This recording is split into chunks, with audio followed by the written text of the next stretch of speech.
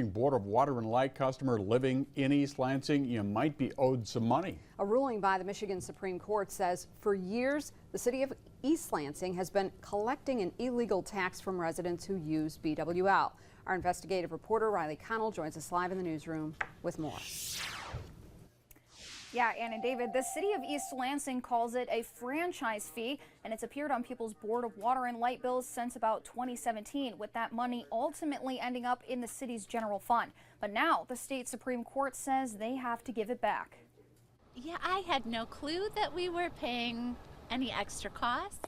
Rachael Bergan is one of thousands of East Lansing residents who didn't know they were being charged an illegal fee by their city. Since 2017, Lansing Board of Water and Light customers in East Lansing have paid what the city calls a franchise fee in order to receive BWL services. Especially right now, we just need to know that companies and government have transparency. According to a recent ruling by the Michigan Supreme Court, it's not a fee at all, but rather a tax that was never approved by city residents through a vote, a requirement outlined in the state's tax law. Jim Hios, who filed a criminal complaint against the city, says he believes it was intentional. They knew they probably couldn't get a tax through the voters, so they came up with this, I'm going to call it a scheme. The fee put about $1.4 million into the city's general fund each year, first collected by BWL through customer bills.